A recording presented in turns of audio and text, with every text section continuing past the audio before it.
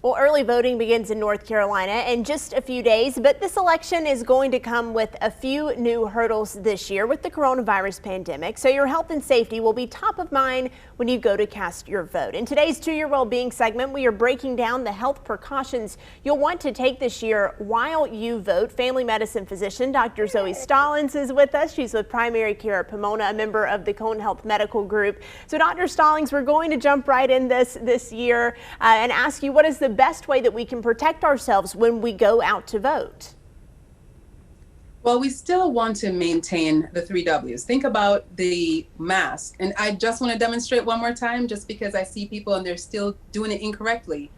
You want to cover your nose and your mouth with your mask. You should not have your mask pulled down below your chin, because that means you're not covering your face. So still wearing your mask, also washing your hands, and then, waiting until there's enough room, 6 feet. We still want that social distancing. That is very important. All things that are important to keep in mind when we're voting. We know that voting takes a while, even when there's not a pandemic going on, Dr. Stallings. So is there anything that people might want to bring with them to the polls this year, maybe to keep the surfaces clean or something like that? Yes, you can bring some wipes in a little Ziploc bag, or even a little hand sanitizer with you, because while you're waiting in line, if you have to sign anything or use a clipboard, you want to sanitize the pen or bring your own pen.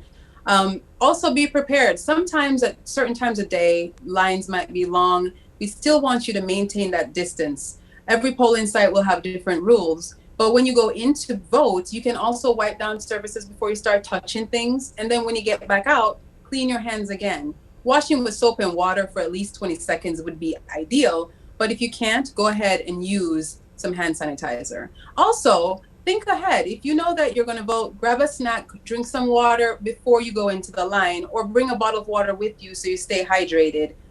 During certain times, you might see longer lines. So go ahead and maintain that social distancing.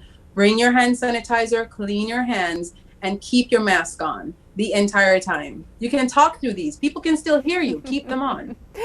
I love that demonstration. Yes, you can talk. You can do this entire interview with the mask. I could as well, Dr. Stallings. And we know that North Carolinians are going to be voting using a pen this year, so you can wipe that down once you get that. You mentioned waiting in line, Dr. Stallings. What do people need to do if they're in line and they see people who aren't wearing their mask correctly, or maybe aren't keeping that 6 feet of space, standing too close? That's important. We don't really want you to harass anyone. We don't want you to be threatening. Sometimes emotions run high. We want you to start with you first. Protect yourself by putting your mask on, wearing it appropriately. And you can even remind somebody by saying, just a little signal, like your mask is down. Sometimes when you remind people, your mask is down, it reminds them to pull it up. Also, if someone is inching a little bit closer to you, you could even say, excuse me, I just want you to make sure you maintain that distance. Many of those facilities will have little markings on the ground, but if they don't, the way I think about it is you should have a full arm's length out. So sometimes just doing a little stretch might remind the person next to you, give me a little room. I need some space, get out of my bubble. And that's okay to do. I love that advice. And you have such a lovely smile when you do that, so people can't be mad about it. Is there anything that we need to know before we head out to vote to keep us safe? I think that, we really want to think about our overall health and well-being when we go out. But now is not the time to bring extra people with you. We still want you to remember that while people are voting in line, if you could leave the kids at home. I know that we want to teach our children civic responsibility, but this time maybe just have them read some things or watch the news, but don't necessarily bring a lot of unnecessary people with you.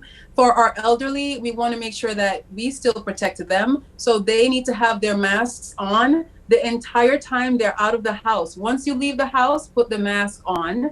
While you're waiting to vote, keep the mask on. If you see a friend that you haven't seen in a while, refrain from hugging. Keep your distance. It's okay to still have a conversation, but we don't need to go back as though this COVID is not happening. The numbers are still going up. So we need to be careful and just very vigilant, because even though some people are getting a little COVID fatigue, they're tired of wearing the mask, they feel like it doesn't make a difference. Our data shows it does make a difference. So wear your mask, limit your contact with other people, wash your hands, wear the mask the right way. If your nose is out, it's incorrect. I can't say that enough. And then remember, when you're at the polls, do not bring extra people. You are voting. You're the only one in that booth. So don't bring the kids, the grandkids. Now is the time that you try to limit how many people go with you, unless they are voting. Only the registered voters should be in line. So the little kids can stay somewhere else until you're finished. Also, wash your hands when you're finished. And if you work the polls, if you're someone who is working at the polling station, change your clothes. You've been out there all day in contact with people.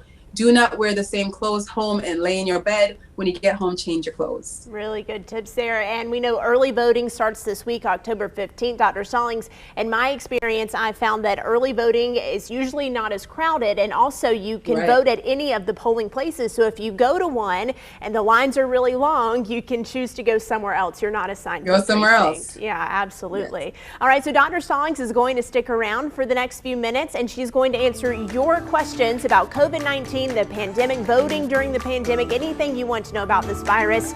You can text your questions to us. The number is 336-379-5775. We're jumping into those questions after the break.